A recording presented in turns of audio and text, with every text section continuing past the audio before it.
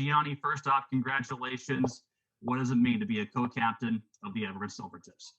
Yeah, thanks. It's obviously a huge honor, walking in every day, looking at the captains of all the previous captains. It's a pretty special feeling knowing that I'll now be a part of that group. So I'm really excited for the challenge there, and excited to lead the group we have in Everett.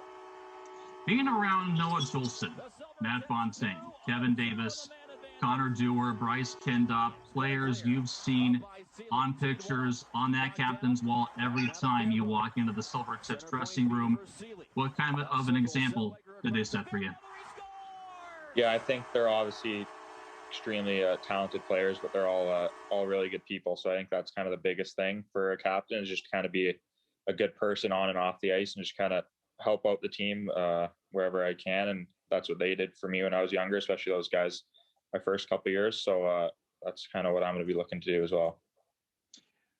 What kind of a big impact did those players, especially guys like Jolson, who wore the C, your first year when you had a few reps under your belt, then Kevin Davis and Matt Fontaine, who were there your first full season en route to the Western Conference Championship.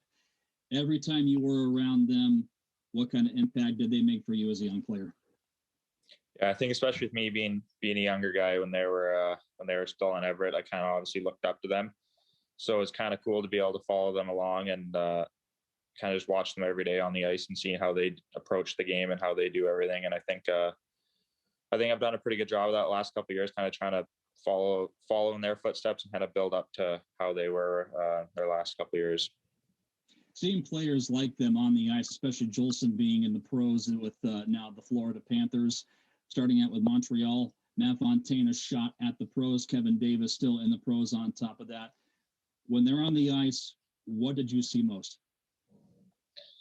I think they're all just really focused players. I think they all kind of bring their A game every day, and just seeing, like I said earlier, how they approach the game and just how they compete every shift, every practice. It's just a really big thing that I noticed. Over the last year, Cole Fonstad, a teammate of yours, you've had a chance to get to know a little bit more. What did you learn about the kind of teammate and player he is, who will now serve as co-captain alongside you?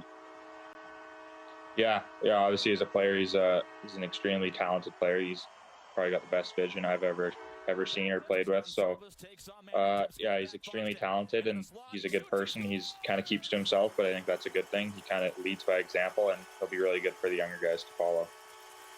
And you mentioned a good point about keeping to yourself sometimes, which certainly can be a good thing. More often than not, people will associate leadership with how loud can you yell? How much can you sometimes even scream?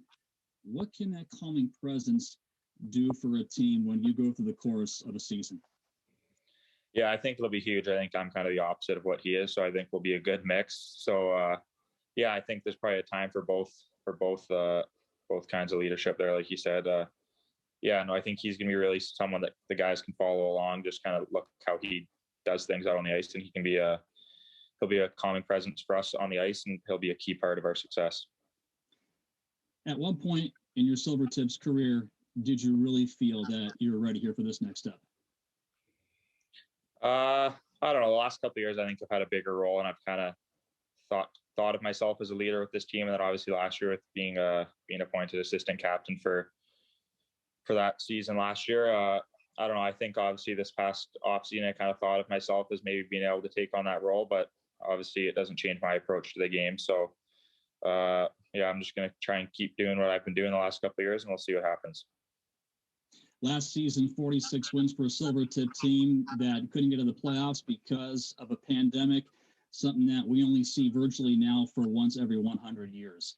What about that team gives you a surge of confidence for a shortened season coming up? Yeah, I think last year we obviously had a really good group. Obviously, I had to take a bit of time off there with an injury, and I was just kind of getting back into things when things got shut down. So that wasn't good to see. But I think a lot of guys took a lot of big steps last year, and it was just probably a really good learning experience for our first and second year guys last year. And I'm excited to see the progression that they've made throughout this extended offseason. I'm excited to see the first year guys come in as well. So I think it'll be a lot of fun, and we'll see how everyone does. being drafted by Montreal in 2019. The last time that we've seen an NHL draft in public per se, what does that now mean for you and this final WHL season on your side coming up? Yeah, no, that was a really cool experience, and I think that'll be something that I look back on for the rest of my life, and it'll always be a good memory. So, yeah, obviously this is my last year of junior coming up. I'm just gonna try and take it all in, as it's flown by pretty quickly. So I'm just gonna try and enjoy it and do what I can to help this team win games and help everyone kind of grow as a player. What do you miss most about your teammates? I think just seeing them every day and seeing them in the locker room and the camaraderie that comes along with that. We're all pretty good buddies, so I think that's probably the biggest thing that I miss.